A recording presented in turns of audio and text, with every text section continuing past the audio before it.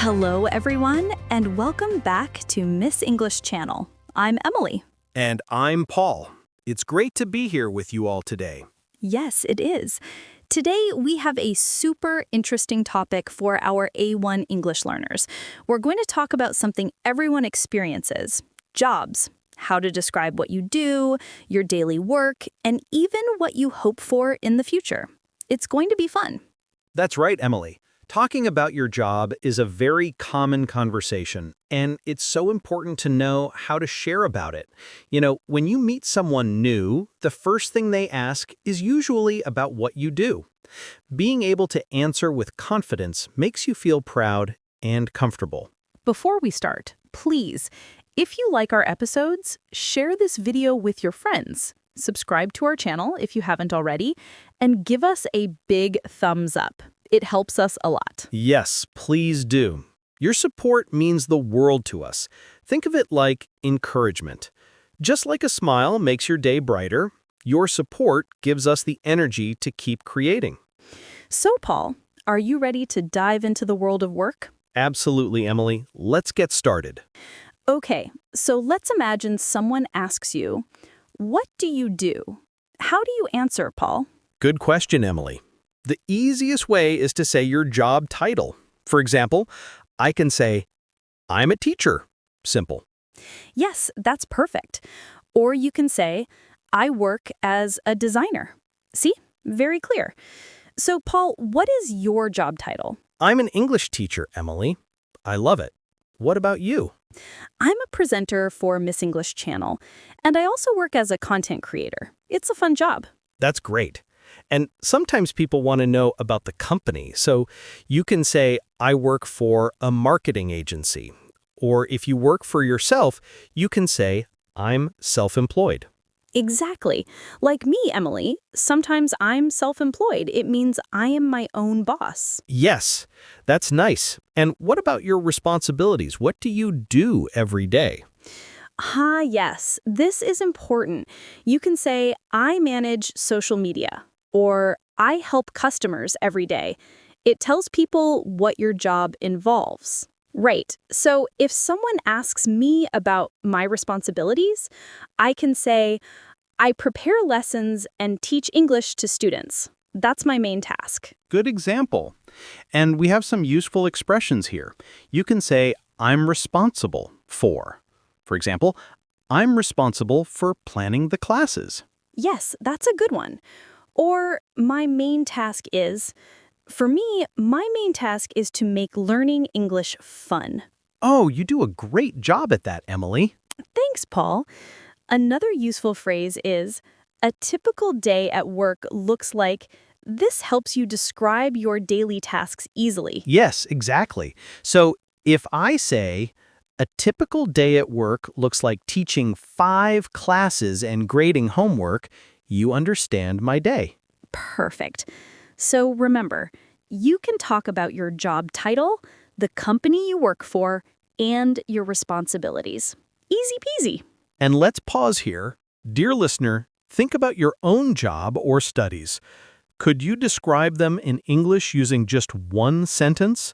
Try it right now. Saying it aloud is powerful. Okay, Paul, let's move on to the next part, your daily routine at work. People are often curious about what you do from morning to evening. Yes, it's interesting to know. So first, you can talk about what time you start and finish. For example, I start work at 9 a.m. and finish at 5 p.m. Simple and clear. What about tasks during the day, like meetings, emails, and other tasks? Oh, very important. Many jobs have meetings and emails. I can say, every morning I check my emails and attend a short meeting. Yes, that's a classic start to the day for many people. And then you can talk about your main tasks. Then I work on my main tasks until lunch. Exactly. And what about breaks and interactions with coworkers? Do you have lunch with coworkers? Do you take coffee breaks? Good point. I can say I usually have lunch with my colleagues at 1 p.m. Or I take a short coffee break in the afternoon. It adds more detail to your routine. It really helps to paint a picture of your day. So a full example could be, every morning I check my emails and attend a short meeting. Then I work on my main tasks until lunch. In the afternoon, I have a few more meetings and answer more emails. I usually finish around 5 p.m. That's a great example, Emily. It sounds like a busy day. My daily routine is a bit different. Every morning, I plan my lessons, then I teach students. After lunch, I teach more classes and sometimes have meetings with other teachers. I usually finish my workday around 4 p.m. That sounds like a fulfilling day, Paul.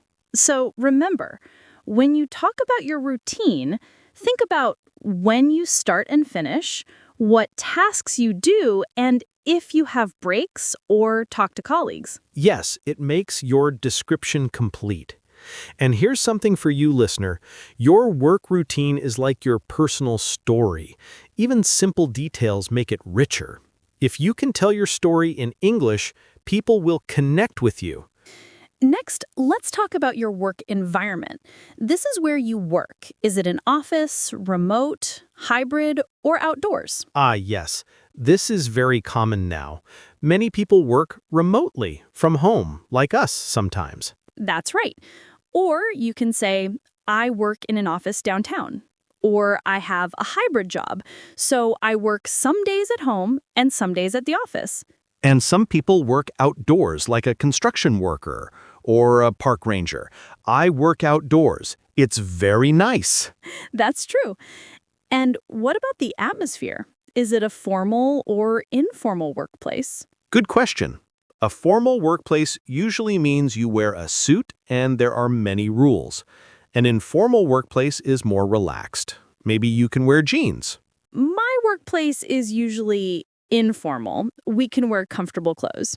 Mine too. I love that. And how are your relationships with coworkers?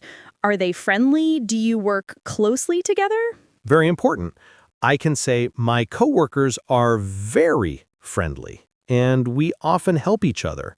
Or I work in a small team, and we are like a family. That's so nice to hear. And we have some useful vocabulary for this section, like open space. That's a big office room with many desks, no separate rooms. Yes, many companies have open spaces now. Another word is deadline. This means you need to finish something by a specific time. I have a deadline next week. Yes, deadlines can be stressful sometimes. And we have boss. That's the person who manages you. Coworker, that's your colleague, the person you work with. And client, that's a customer or a company you work for. Then there's team, a group of people working together. Yes, like we are working on a new project. And finally, flexible hours. This means you can choose when you start and finish your workday within some limits. That's a great perk. So remember, you can talk about where you work, the atmosphere, and your coworkers. Now let's talk about something very personal, job satisfaction. Do you like your job, Emily? Oh, I love my job, Paul. It's so much fun to talk to our listeners and share English with them. So for me, I can say I love my job because it's creative and I meet many interesting people. That's wonderful, Emily, and that's exactly how you can express if you like your job. You can also say, I like my job because it's challenging, or I like my job because the people are nice.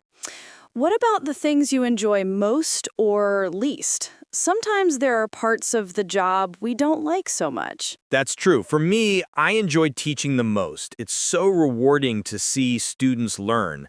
What I enjoy least sometimes is grading papers. It can take a long time. I understand. For me, I love interacting with our audience the most.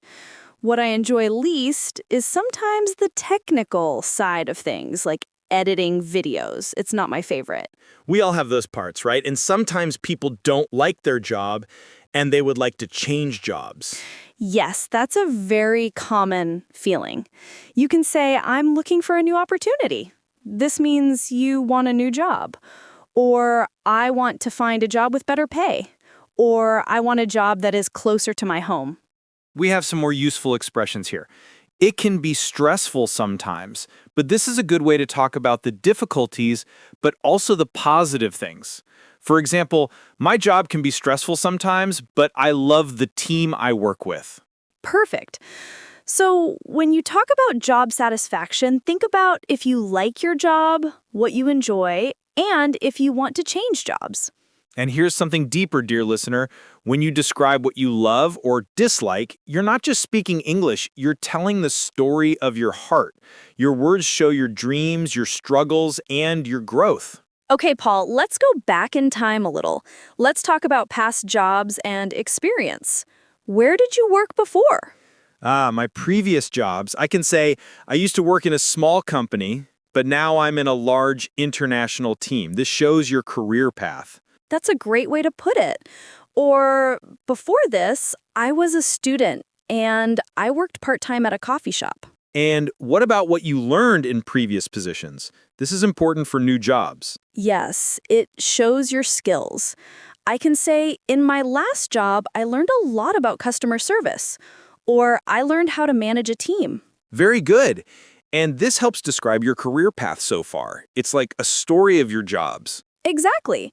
So if someone asks about your experience, you can tell them about your old jobs and what you learned. Like, I used to be a salesperson and I learned how to talk to many different people. That's a valuable skill. So remember, you can talk about where you worked before, what you learned, and your career path. Now let's look to the future. This is exciting. Let's talk about future career goals. Where do you see yourself in the future, Paul? Good question, Emily. I can say in the future, I'd like to manage my own YouTube channel full-time. That's a dream. Wow, that's a fantastic goal, Paul.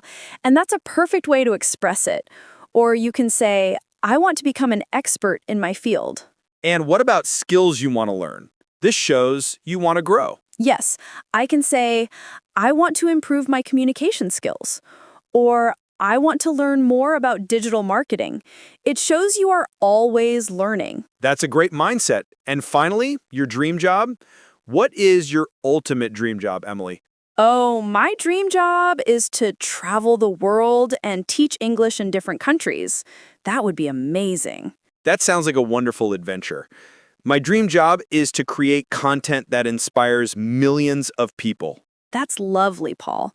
So, when you talk about your future goals, think about where you want to be, what skills you want to learn, and your dream job. And here's a challenge for you, listener. What is your dream job? Don't just think it, say it out loud in English. Even if it feels far away, the moment you speak it, it becomes real. Okay, Paul, we've talked a lot about our jobs. Now let's talk about how to ask someone else about their job. This is super useful for real conversations. Yes, very practical. The most common question is, what do you do? Simple and direct. Exactly. And after they tell you their job, you can ask, do you like your job? This shows interest. Yes, it's a nice follow-up question. Another good one is, how long have you worked there? This tells you about their experience. Like, oh, I've worked there for 5 years. And then, to make the conversation more interesting, you can ask, what's the most interesting part of your job? That's a great question, Paul. It opens up for a more detailed answer. Or you can ask, what is a typical day like for you? Yes. Or, what do you do on a typical day? These questions help you understand their work better and keep the conversation flowing. So, if you meet someone new, remember these questions to start a friendly conversation about their job. Wow, Emily, we covered so much today, from describing your job to talking about future goals and even asking others about their work. I think our listeners have a lot of new words and phrases. I agree, Paul. This episode is packed with useful information for anyone wanting to talk about their job in English. Remember, practice makes perfect.